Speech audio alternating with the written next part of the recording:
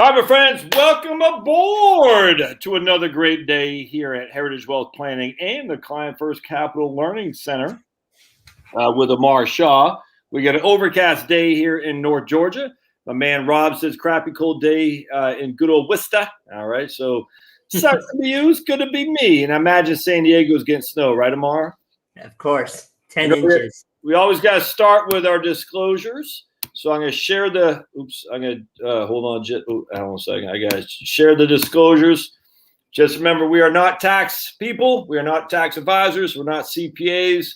In fact, we're basically not anything, all right? We don't even exist. But remember, anything we express is our own opinions. Anything else you need to add to that, Amar, to make sure? Yeah, so this is all educational purposes only. We haven't taken your specific situation into account, and I think that do your own diligence, I guess, is what I would end with. We just make sure that we got audio and visual, and I can pull this off right now, Amar. Right? I mean, they don't need it. Yeah, we can turn that off. All right, let me just before we go into this, Amar, let me just make sure we got some thumbs up that people can hear. We should be live. I don't see any comments yet. Hold on just a second. I know it's a 15-second delay. Let me just go to my weird. Hold on a second. Amar, bear with me just a second. All right, so there's Jennifer. Okay, audio. Good. There we go. All right, so what we want to talk about today is President Biden's. I had to say that to try to not be political. So we're going to try to get it as apolitical as possible because frankly, it doesn't matter your politics. All right. It matters that this is potentially the law of the land and you could gripe or you could be, I don't care. The tax man comes and you pay it accordingly or else literally you go to jail. There's just no other way around that. All these people say taxes are voluntary. Yeah, go ahead and don't pay them to see how voluntary that is. So we're going to talk about his proposal. And there's some stuff in here that you need to take into consideration for sure. The one thing that Biden did say the other day, Amar, that if you're under $400,000 of income, you won't pay any income taxes. That was a slip. I just thought that was funny. He goes, if you're making less than $400,000, you won't pay any taxes. I was like, okay. So we want to talk about this and some planning opportunities around that. Anything to add before I bring up the thing, Amar? No. So in my practice, I have a monthly email that goes out, and we laid out some bullet points of what we see that could be happening through the Biden plan, and a lot of this is still going to go through negotiations and stuff like that. So it's not set in stone. But I think one key thing that we heard through this is that this will start January 2022. So there is time to do planning and stuff like that. Wait. Where'd you hear that? It was in the White House briefing thing. They said it wasn't going to be retroactive till 2021. Yeah. Really? Okay, I'd heard that. So I'm not questioning. I had not heard that. So we're pretty comfortable that 2022 is when this is what the Biden tax plan is looking at. I think, yeah. I mean, again, things are going to get negotiated. Things will go to Congress. Things will change. But do you want to put my email up? Yep, absolutely. So if you'd like to receive this email, you can email me, and I can forward you a copy of this. We have quick, Amar. Let's client first. I'll put a link to your website. It's clientfirstcap.com. Yep. clientfirstcap.com. That's Amar's website. And it's like Amar said, if you want an email, he can send this to you. Just remember, guys, if you do email Amar, just please don't say, hey, what do you think about my situation? He can't. I know people I get this myself, but he cannot give you guidance on an email. He can't do it. So just FYI, please say, send me this. I'd be happy to discuss with you my personal situation. But remember, Amar also has to charge a fee as well. So I'll let you and Amar talk about that. But please don't follow up with an email saying, hey, Amar, what do you think about it? You can't do that. So just FYI. All right. So here, and there's also on the email list, it's once a month. So it's not like we're spamming or sending you a ton of stuff, but it's all relevant stuff here. He'll So give you a stock tip of the day. He'll be like, monthly. This is a rare double down. I love the bar. You ever see that a Molly Fool? They issue a rare double down. I'm like, but you're always issuing. I see it every day. So, oh, by the way, we'll get into comments. So don't get cross-tracked with comments, Mar. We'll talk about that as we wind down this. I want to go over the stuff here, and then we'll get into people's comments. So I appreciate you putting stuff up there. All right. So the first thing, most of this stuff will get into effect January 1st, 2022. So that was the first key takeaway I had. The second thing, there's been this big push for capital gains tax rate to go up. So for individuals making $1 million or more for adjusted gross income, increasing the long-term capital gains rate from the 23.4 right now to approximately 43.4. What are your thoughts on that, Josh? I frankly I don't care. I mean, it's literally if it's on people making $1 million a year, I've always said, Amar, I think if you're making $1 million a year, you should you qualified dividends, long-term capital gains should be taxed as ordinary income. So I got no qualm with that in the least. And everyone says you're not a true conservative. Oh well. So I don't have any qualm at all about that, none whatsoever. Yeah, I think this is going to get not watered down. Yeah, maybe watered down. It would be the right word, because you have to remember there are rich people on both sides of the aisle. Democrats and Republicans have rich donors, right? And a lot of them make over $1 million a year, and so that this is not going to fly for them. So one of the things that we could see is, and you look at a state like California already trying to increase the state tax, and having this, I mean, that it's just not going to work for most of these people. But so what I think, we'll see a watered down version of this maybe, and then maybe they make it aligned with the AGI of 400,000, which seems to be consistent through the rest of the American and Families Plan. That they've used 400,000 throughout in the plan document there. I think that's right. Remember, it's just a starting point for negotiation. I mean, it's Trump. I mean, this is what Trump does. He says he throws that out there and he negotiates down. Biden's going to do the same thing. So I would expect you're right, Amar. I think it'll be a lower base in terms of who pays it, but a higher, but a lower percentage of what the ultimate capital gain will be. Yeah, higher base, lower percentage. Yep. Yes, that's it. Right on, 100%. Yes. Yeah. Right. Yeah. The other thing that I thought about retirement accounts, some changes there, and I mean, frankly, these are all things I think are somewhat good. So RMD contributions to be moved out to age 75. Yes. Right?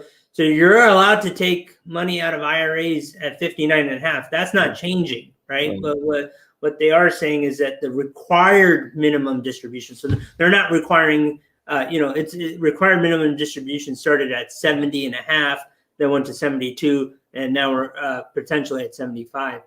I think as people's lifespans increase, the government shouldn't force you to take distributions earlier, right? It just pushes it out.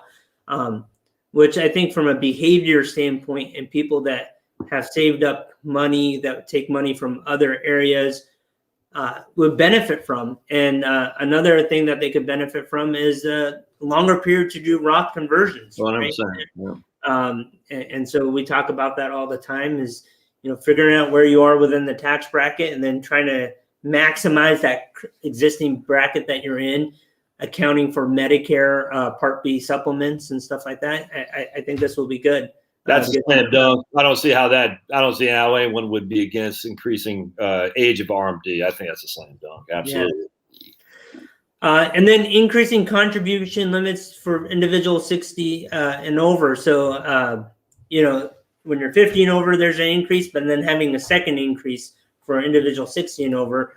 For people that are savers, I mean, this is, I think this is good because most people get into focus about retirement really about 10 to 15 years out, right? And so if you think about it, if you want to retire at 65, you got your first bump up in savings that you can do at 50.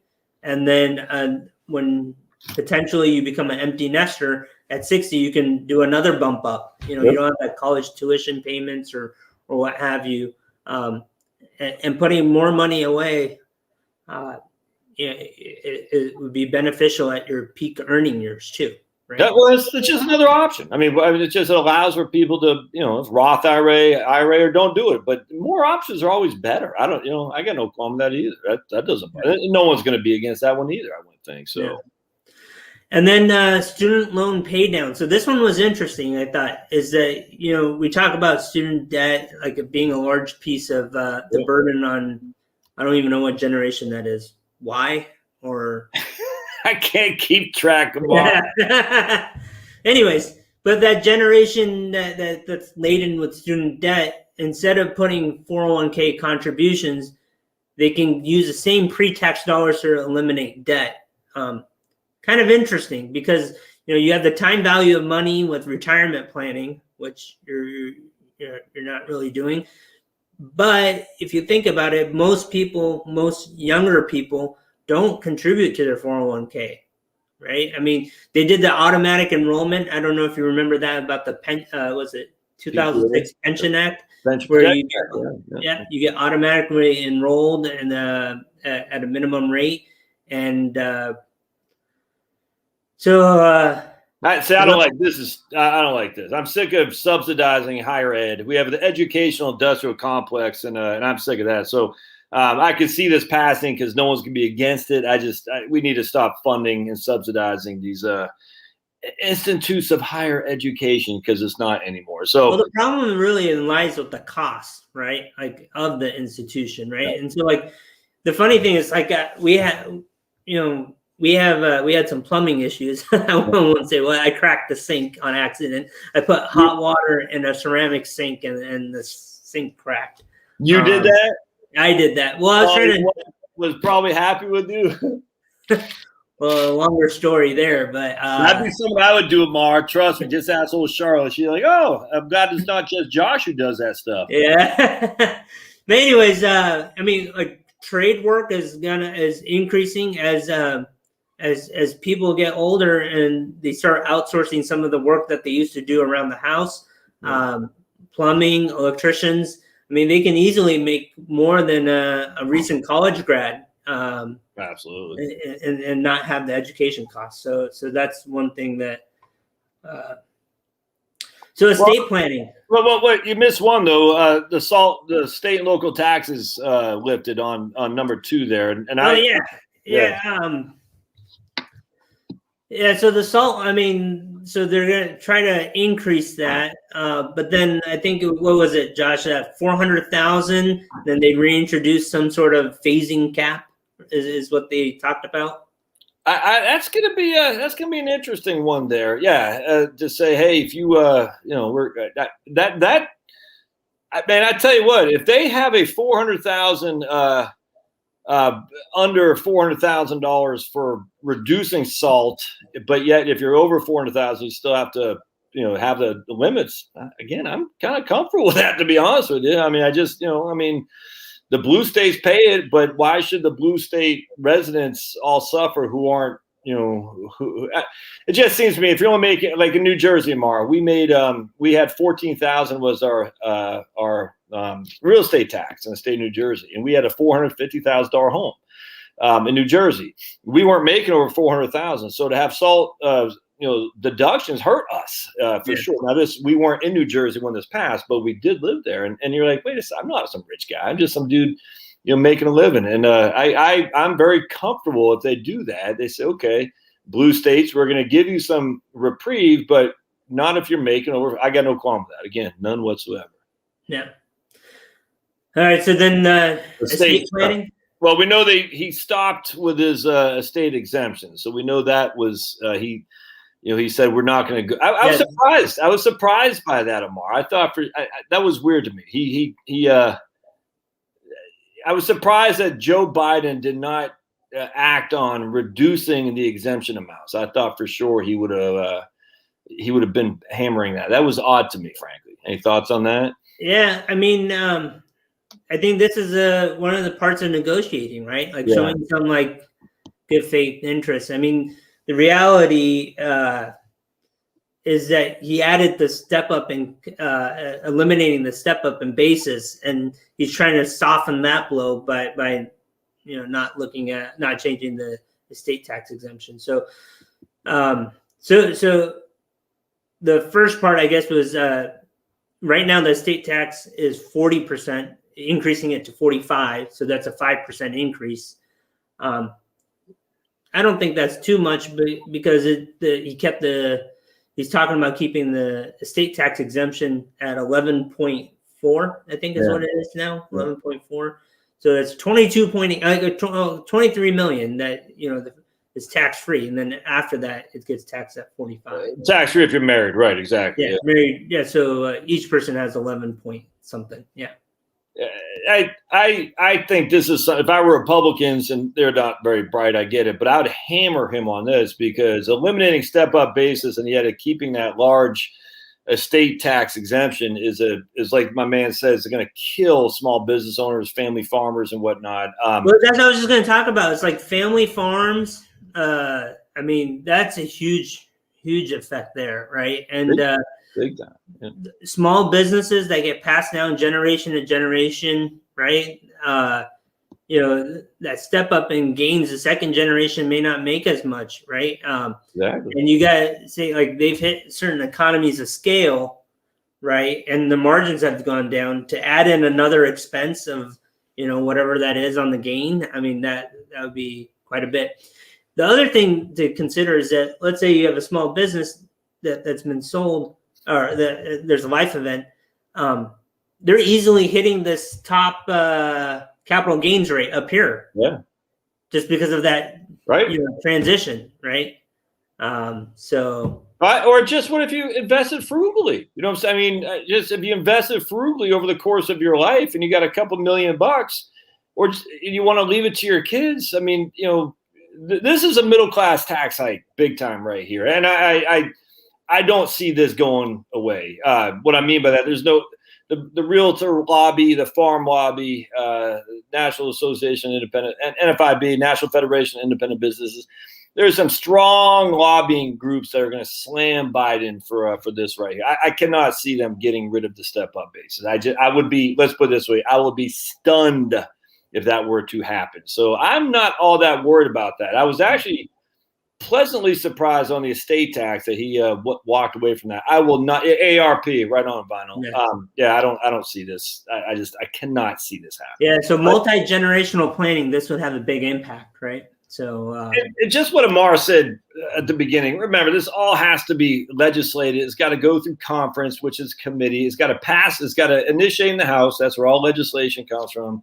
The Senate's got to hear it. They got to negotiate, pass it through committee, and then Biden's got to sign it. I mean, I got to tell you too, we're knee deep into May now.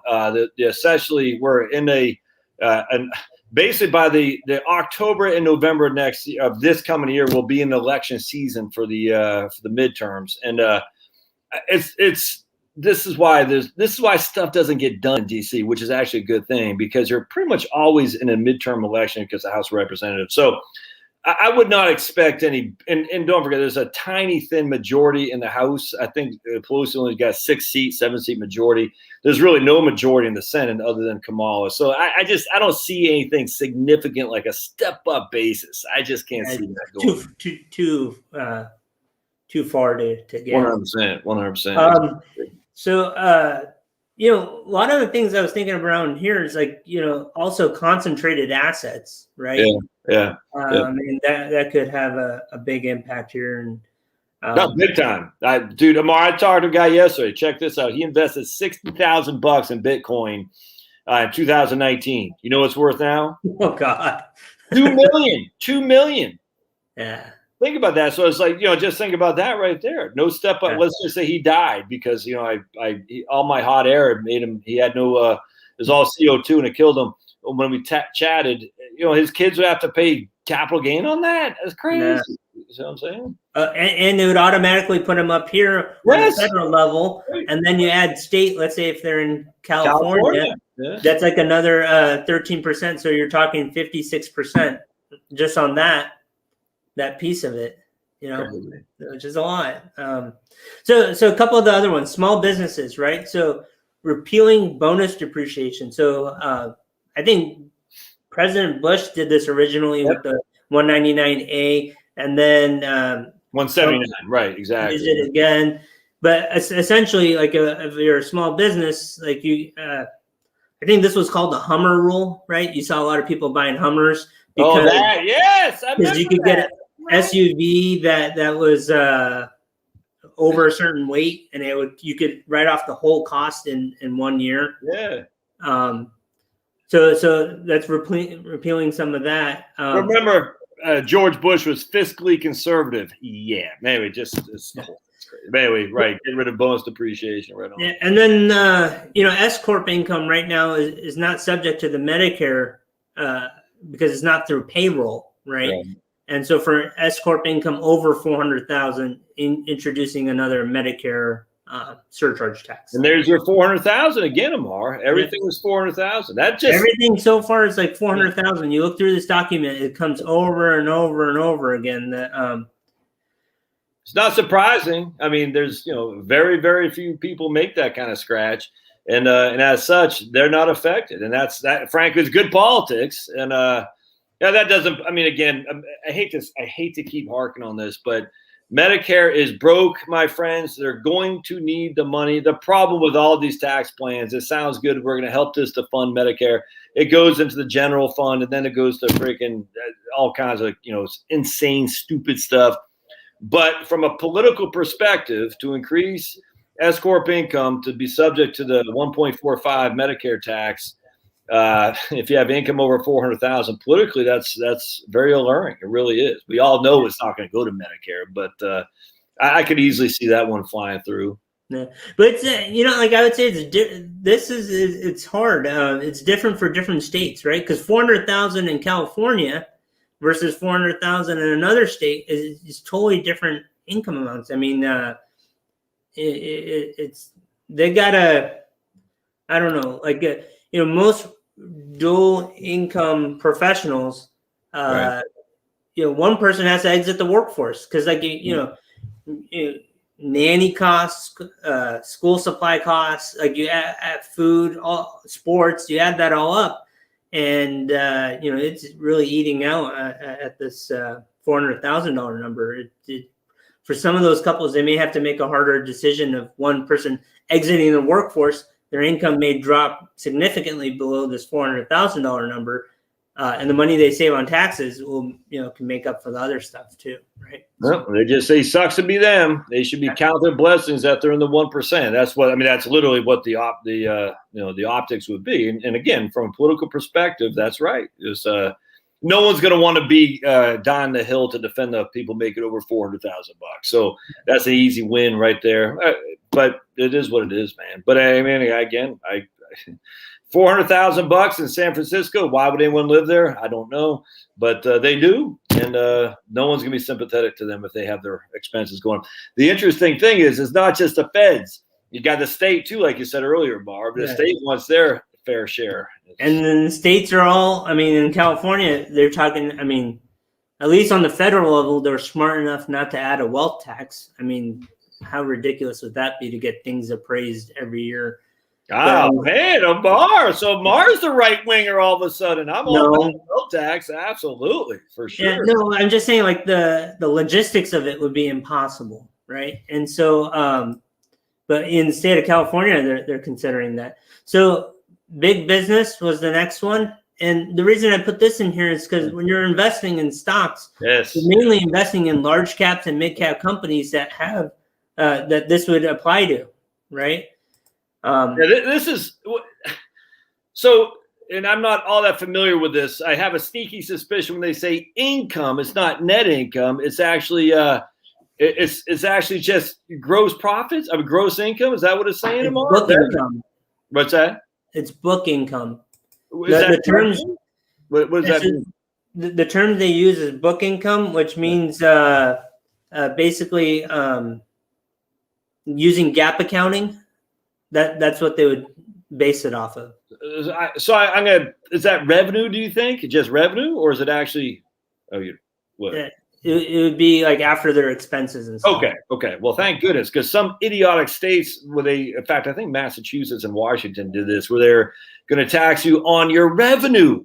Revenue. I said that's the freaking stupidest thing in the world. So at least this is not revenue, which would be dumb. I don't like this at all. A minimum tax. I hate I don't like that at all. So I don't know. We'll see how that shakes out. This right here. I'm not a fan of this at all. A minimum tax on corporations with book income. That's. And then made in the USA tax credit. I mean, that was stupid. Yeah, go ahead. So that's to kind of incentivize companies to bring back some of the stuff to be built in the U.S. And then tax credits for renewables, essentially penalizing fossil fuels, right? So absolutely, friggin' I hate that. Yeah. So this is part of the green initiative, I guess. So that carries there. And then the last one was just real estate, right? Put water on myself. Go ahead, Amar. Keep going. Carried interest to be taxed at ordinary incomes. I mean, this is not going to affect a lot of people. If you have a lot of real estate and different LLCs and stuff like that, then you'll be impacted here. But this one, I think, will impact people. A 1031 exchange is to be taxed on gains greater than 500,000, right? And this one could really slow down the speed of real estate transactions, I feel. 100%. Because, a lot of people that invest on real estate, the reason why real estate does well is because it's leverage, right? Number one. But what people tend to do, they'll buy like a twoplex, and then a couple of years later, they'll sell it, 1031 exchange into like a fourplex, and they'll keep doing that over a period of time. Then they can defer the gains, but then that's how they've created their wealth. Well, if you're going to get taxed on stuff over 500,000, then I mean, a lot of houses, a lot of real estate's over 500. I mean, look at the housing market right now with all-time low supply and a huge demand. House prices have gone up significantly. Where 500,000, it's very, somebody that bought a house, let's say 30 years ago, may already have a $500,000 gain, right? And so this is on 1031, so it's on rental property, but like or property that's not your primary residence. But I mean, this could be a big one, I think. I don't think it's going to go through. Again, the realtor lobby, National Association of Home Builders. I mean, these guys are strong, vocal. I can't see this one. The 1031 has been used for. I mean, look, rightly or wrongly, it doesn't matter. It has been used to a lot of effect for a lot of people, and there's lots of real estate right now that was used to put them in this potential just to get rid of that. I mean, I obviously just said, well, grandfather it. I just don't see this even going. I don't see that one passing. So, I mean, Josh, when you see this, so I'm gonna stop sharing here so we can. Okay. So like when I see this, I think if we look at the lobbyists, like what lobbyists do you think actually did well in all of this? And to me, I think it's an insurance lobby. Talk about, because I remember you said that on an email to me. So tell me about, because I think you're right, but tell I think the insurance lobby is going to win, because if we think about this, annuities and life insurance are ways to structure where you won't get like 1099 income. Exactly. You can have unlimited capital gains tractions within a variable annuity, and you don't pay. You're just paying when it comes out. If you're already going to pay, which is income respect to decedent, IRD, which is ordinary income rates, which are very similar to what this will be, right? So it's going to be a wash there. With life insurance, you could also have policies that are outside your estate, right? So in an irrevocable life insurance trust, which could bypass some of this. So I think there's going to be another. The pendulum swings both ways, right? So for a while, everybody hated annuities and life insurance, But with this type of regulation as a starting point, I think that pendulum's going to swing back the other way. Yeah, if you got increase on just estates, regardless of capital gain, I mean all that stuff. The estates are increasing. Life insurance is a great way to avoid that for sure. Just all there is to it. You buy an ILIT and with your crummy letters and all that, that's a wonderful way to reduce your estate and to leave money tax free. Just no other way around that. And annuities too, Mar. I mean, tax free or tax deferred income is tax deferred income for sure. I completely agree. I think it's actually even funny when they did the Medicare surcharge and the Obama thing. I can't remember what it was, but they did something else with Obama. The increase in capital gains from 15 to 20 with a 3.8 surcharge, that also was very favorable to life insurance and annuities as well. Maybe municipal bonds in some regard. I don't know, but I think Josh cut out. Oh, you can't hear me, Amar? Hey, Josh, can you hear me? Yeah, you cut out there for a little bit. Can you hear me right now? Yep. Okay. But I think you're right. Annuities and life. Anytime there's more and more taxes, that always is a good thing for life insurance and annuities. And everyone says, well, what if they ever get rid of the tax-free death benefit on life insurance? I said, yeah, wake me up when that actually is proposed. I would love to see the legislation on getting rid of death benefit tax-free for widows, because that's what they always, say, so you want me and my wife to pay my taxes on life insurance? It's never going to happen, man. So it's interesting too, Amar, where Biden is coming from here. And again, politically it's smart. And unlike Walter, you might not know, but Walter Mondale, when he got crushed by Reagan, he said, I'm going to raise your taxes on everybody. The Democrats have taken a clue and they say, look, we're not going to go after a certain group of people, which is the vast majority of the voters. We'll go after the higher end. And it puts the opposition in a bind. Now, I did hear Susan Collins yesterday say, if she's from Maine, that she was not going to favor increasing the corporate tax rate from was it 20 to 28 or something like that? I can't remember. But she says she's not in favor of doing that, which I was surprised by. I thought she would be in favor of that. But at the end of the day, it's good politics, and some of this stuff is going to go through. Will it affect very many people? No, just won't. And so, as such, all these people making huge, oh my goodness, it's just not that big of a deal. I don't like some of the crap on the green subsidy stuff. I'm sick of that crap. But look, this elections matter, as Biden or as Obama said. So, what are you going to do? So let's answer some of the comments and questions, and then. Let's see what we got. So, all right. So we got Lydia says, meet Kevin is running for governor of California. No, I'm going for Caitlyn. I'm going for Caitlyn Jenner. She beat the communists when she's a man, and she's going to beat the communists as a woman. So Caitlyn will be 2 for 2. So that's not Amar. That's just me. Caitlyn for governor, man. But Josh, I don't care. Let's see here. All right. We got. All right. Never mind. Real quick. So please don't get caught up in economics 101 or 102, micro and macro economics. Just because you have a course in economics if you follow the economics profession, you realize how out to lunch these people are. And you can even look at the CBO, Congressional Budget Office. I tell you, man, if you were to bet against the CBO's projections coming to fruition, you would be a wealthy, wealthy man. All right, so here comes Ann. Ann isn't Mitt Romney's wife named Ann? I think so. So this is Mitt Romney pretending he is Ann, his wife. Get it? Ann Mitt. So she is saying eliminating step-up basis will hurt hardworking, frugal people. 100% Ann. That's why it's just not happening. I'm just telling you right now. All right, so Ann also says, so Ann says they go in effect 2022.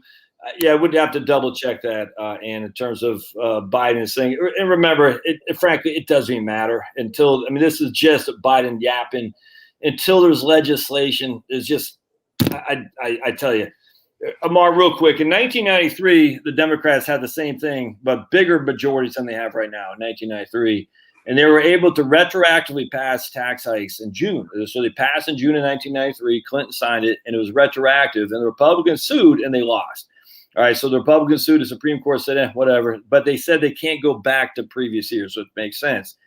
So we are already in May. Biden, I'm just telling you right now, there is not a huge momentum for Biden stuff here. There's just not. So until we see legislation, I just wouldn't waste all that much time looking for data on what Biden said. I just remember Bush came out in 2004 of the win. He says, I got some political capital I'm going to spend on essentially giving private accounts instead of Social Security. And that went through like a freaking dud. It didn't, my man Andy Biggs over the American Enterprise Institute, who was a number 2 guy in Social Security Administration, was Bush's lead on that, had no traction whatsoever, even though Bush had majorities in Congress and he had just won. Until there's legislation, this is all just, it doesn't matter. All right. And the other thing I should say is that we didn't talk about a lot of the other stuff in the American Families Plan, right? Like we were talking about mainly things that would affect people that are, 50 and older, right. Looking for financial planning into retirement and then estate planning. So Gary says, Amar, we are planning to contribute to a custodial account for a grandchild who claims the gains until it's transferred at legal age. And will the rules change under a Biden? I'm going to leave that up there. I can't remember. It's a kiddie tax thing, but it's a kiddie tax, right? So it's like the first $1,600 is under the child, then it's under the parent's tax rate. Under the parents or the grantor, right? Is it under the? I can't remember. I just literally don't remember. Do you remember? I can't. Okay. So basically, Gary, roughly the first $1,600 is under the child's tax rate, which is essentially 0. Then anything above that is taxed to somebody else, either you or the parent. I think it's the parent too, actually. Oh, yikes. Kim is putting down her husband's putting down their dog Lola. Man. You ever had to put down a dog, Amar? Oh. No, unfortunately not. I mean, that's if we got a dog, that's probably the part that makes me the most nervous. Oh. Yeah. Man. I had someone, I forgot who it was telling me, and they had a dog that looked like Pablo that snuck out and got hit by a car. And I remember the woman I think I stalked, I forgot what it was. And the lady said, yeah, I let him out. And I chased him and he ran off and then he got hit by a car. I was like, man, if I ever did that, my wife would divorce me in 2 seconds flat. Let me just tell you, I can't imagine. But anyway, I had to put down a dog Stout once and I held him in my arms while the vet did the thing. And it was, oh man. All right. Estate tax and eliminations will really hurt the family farms. Yeah, we talked about that. And the family farms also, like, I remember, with our days at USAA, people with PCS and move all over the country. And like some of the officers that, they would buy a house. I got one of the clients I worked with had a little, I think it was like 700 square foot house in Little Italy in San Diego, which Little Italy just like went to the moon, kind of like these cryptocurrencies. But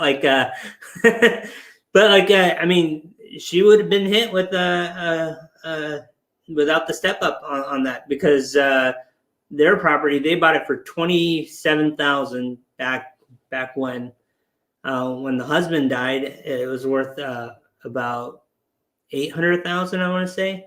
And then when she passed, it was almost in the $2 million range. And I know she got lucky with geographic region and what was going on, but so got taxes to pay. I mean, look, taxes to pay, and she didn't have income more than $50,000, including pension and Social Security. I mean, just like this guy says, doesn't take long to get over $1 million when it comes to real estate. I mean, and that's the issue. This is one of the things with liquidity, folks, in your estate. I just think this woman that Mar was just talking about.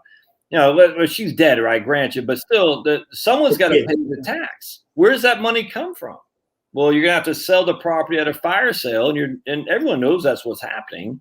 So you're gonna take the first offer as the kid who's inheriting the property. And this is where life insurance, going back to what Amar was saying about life insurance, you create an immediate liquid estate with life insurance that can pay the estate tax. And this is what we used to do. We created a liquid estate immediately to pay the estate tax with life insurance. And this right now, real estate's hot, but real estate goes through ups and downs too, right? I mean, imagine if this was 07, 08. Good. And you had to force to sell something, right? Or real estate.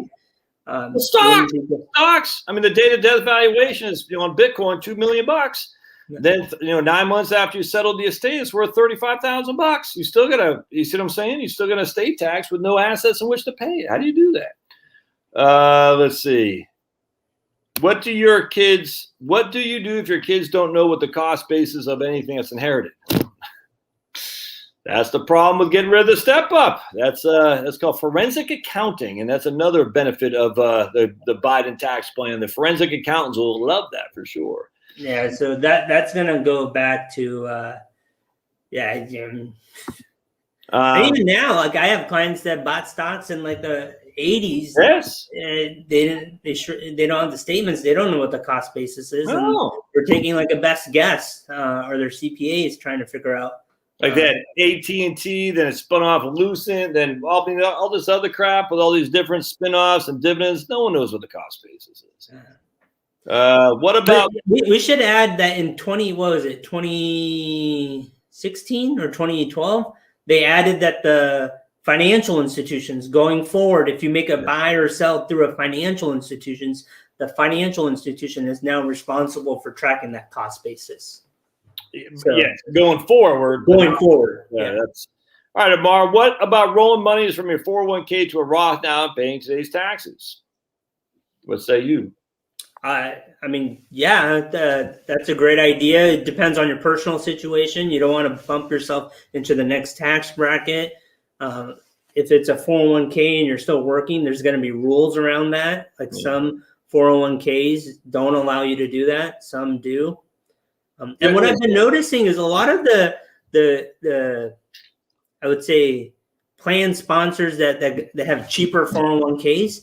I saw one the other day that doesn't even have the after-tax contribution amount allowable in their plan. So their plan is so old and they haven't updated it that doesn't account for some of the updated ERISA guideline rules. Oh, really? Yeah. So we don't know what the difference between the after and pre-tax is? They don't know. Yeah, they can't. They don't have the ability to do that. Vinyl says there's still 1.3 million households in the top 1%. They have quite a bit of influence. Yeah, but when it comes to voting, the votes matter. Count the votes. Chicken Charlie says he is on your side when it comes to the wealth tax. Well, because you're Mars' wife, pretending you're Chicken Charlie. Look, at the end of the day, I get it. I use the idea of a wealth tax as a way to get the Republicans to recognize there are many conservatives out here who say, let's take a more populistic approach, my friends, and stop defending those people who hate you, the Silicon Valley types and all the rich, fancy, schmancy, good time rock and rollers, and actually maybe have some pitchforks coming from the right if you want to get change. But no, we don't want to raise taxes on the wealthy. Your base isn't those people. Oh, my goodness.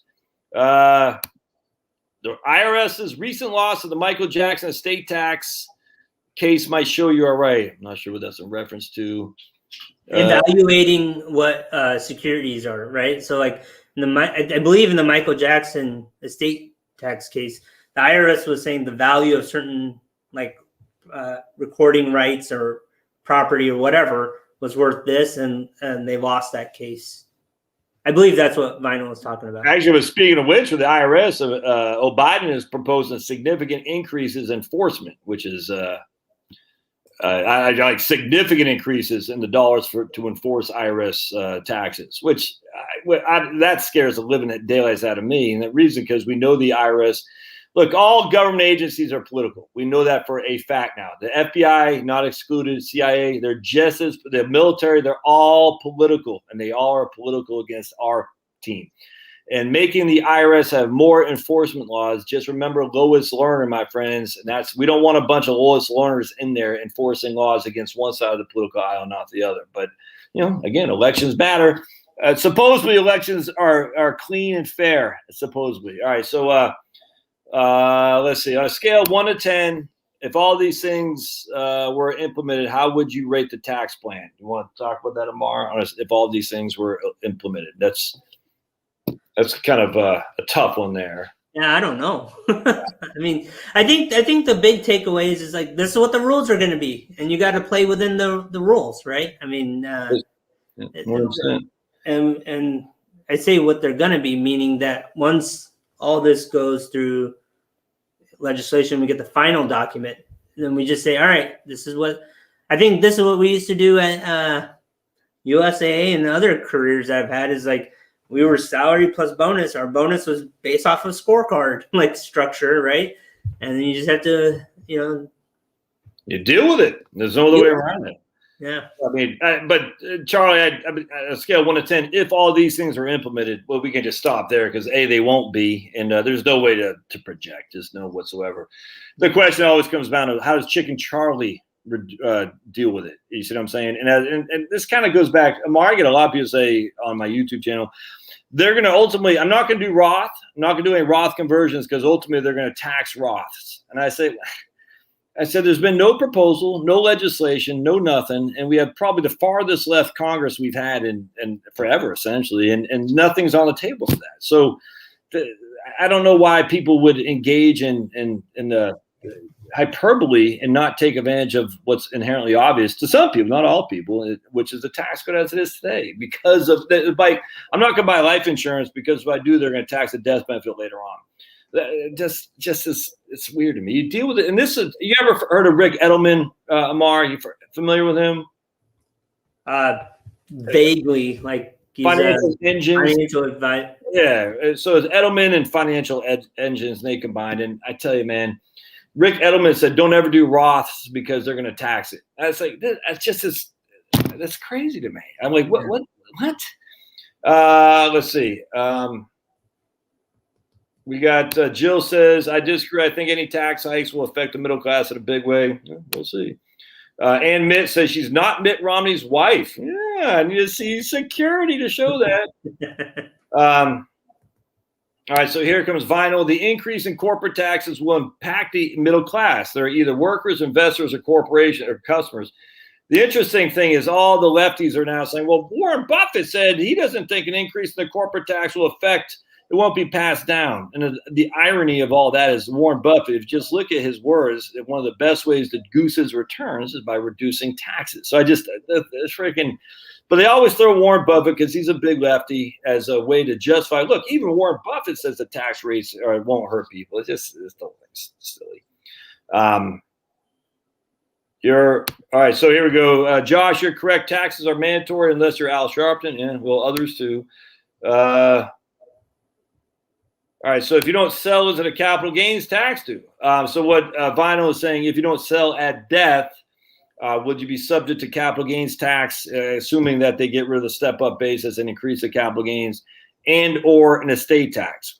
I don't know. We'd have to see a lot. So basically, I believe that you would, based off of how it's written, being that it's a transfer of property, right? So it's one owner to the next owner, get a farm market value, and that would be the capital gains tax that they would assess.